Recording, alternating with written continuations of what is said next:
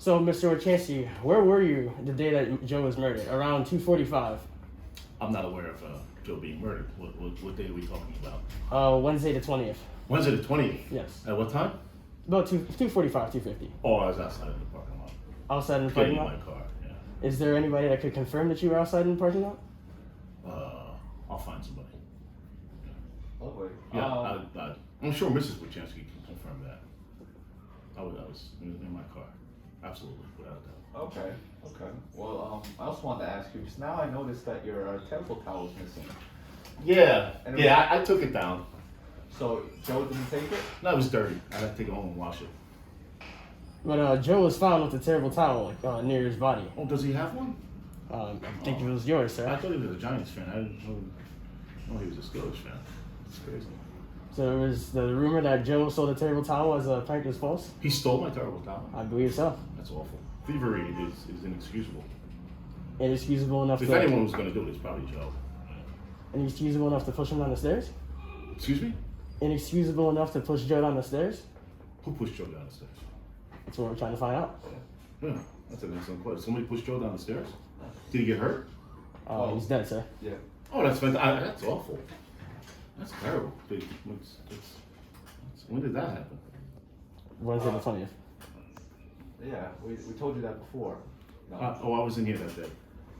So you No. weren't getting in your car at around 2:50?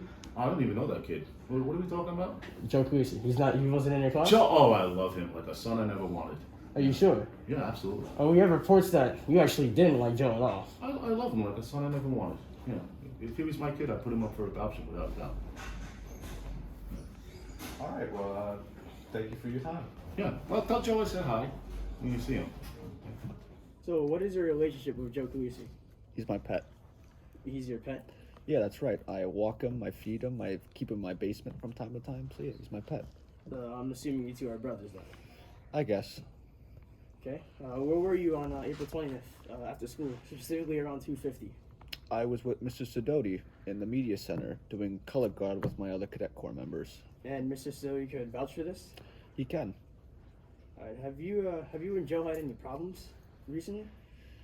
You know, we had little scuffles here and there because we're brothers and all, you know, but other than that, the only thing I can think of is that, you know, the educational part of it, you know, he always gets better than me and I always get mad at him for it, and we have that conflict sometimes. You always said that you would push Joe down the stairs if you had the chance. Is there any truth to that statement? I was always kidding when I said that. You even wrote it down on a piece of paper? I can't recall. Specifically this piece of paper?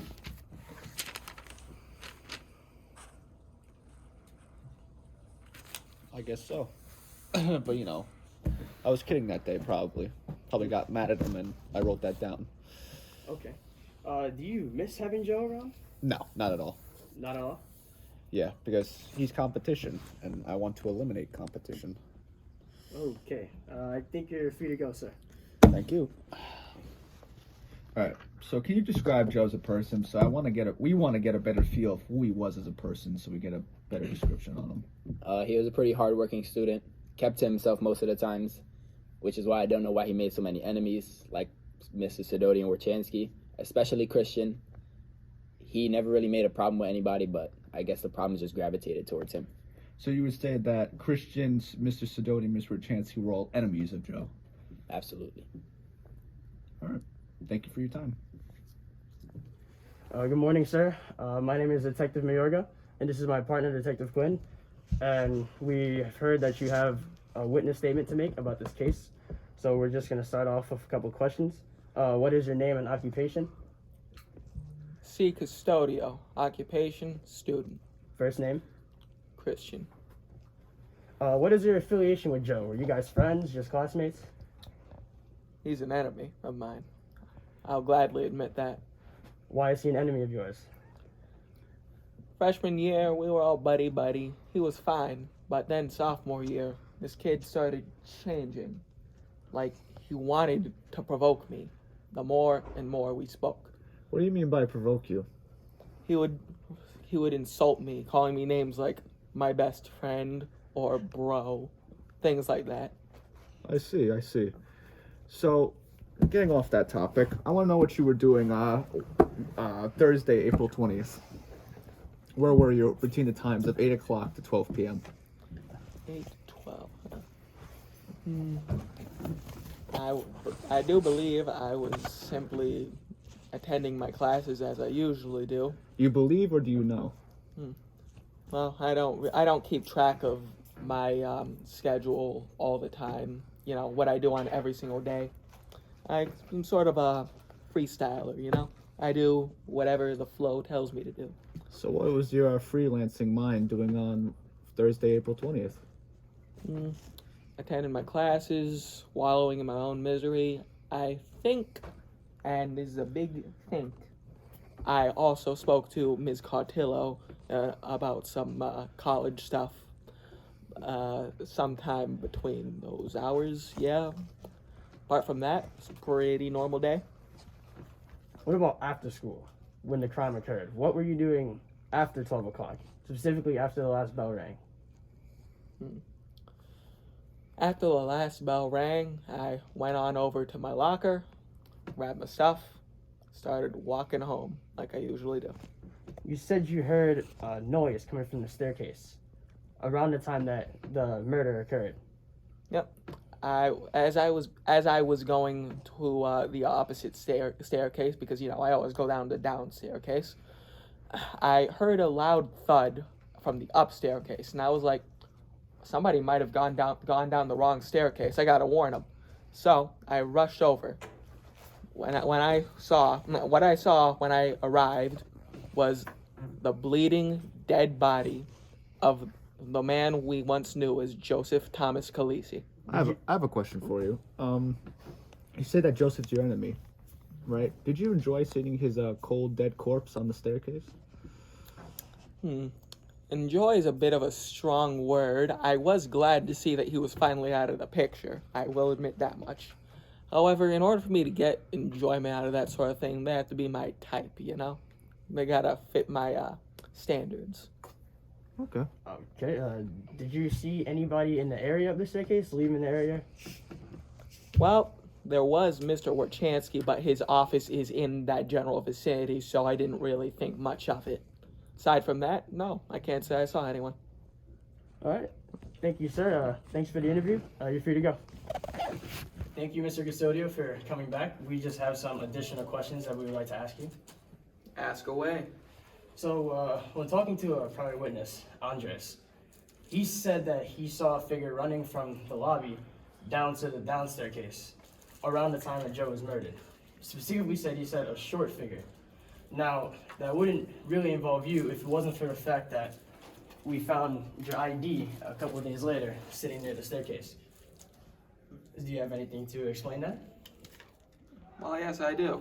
You see, after I witnessed Joe's little mishap at the stairwell, I began to run away.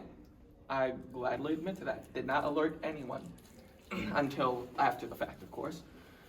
The reason for that was I am not about to take the rap for anything at all involving Joseph Thomas Calisi. I suppose that in my hurry, in my rush, I dropped this out of my pocket. And you didn't report a lost ID to anybody? I mean, no, not really. I don't care about it. I don't use it. It just happens to be in my pocket, just in case. Mr. Custodio, I'll let you know one thing. Just come clean with us now, and this will be very smooth for you. Because we know you did it. You think you have me backed up against the wall? Well, you do literally have me backed up against the wall, but you think you have me backed up against a metaphorical wall, Mr. Calisi, don't you? Yes, all evidence points to you, Mr. Custodio. Really? He said that he saw a short male, did he not? Yes. When did he say short, fat male? I wouldn't consider you to be fat, Mr. Custodio. Have you seen me? Look at my face and look at my arms. I am fat as can be. He would have listed a short, overweight man if he had seen me specifically. Not if it was a short glimpse through a doorway when you were moving fast. Well, I suppose that he would have also mentioned something along the lines of short bearded male. Why didn't he mention any of those things? Just because, like, is the only factor about me that the only factor he could identify about me was the fact that I'm short, not the color of what I'm wearing, nothing else. How can you be so sure that this witness you speak of is so reliable? Well, he was at a considerable distance. I don't know if you'd be able to see a beard with the brief glimpse that he would have had. Besides, you're the only one that checks out in the area. Jeffrey Sidoti, he doesn't. Cadet Corps with Frank Calisi, our other suspect. Solid alibi. Well, what's your alibi? You My got alibi. none. Yeah, exactly. Well, I suppose. let's go clear this up at the station. Because, Mrs. Custodio, you're under arrest. 505-503-4455. That's the number of Saul Goodman, my lawyer. Anything He'll you get say- me out of this. Anything you say or do will give you in the court of law. You have the right to an attorney. If you cannot pay one, the state will pay one for you.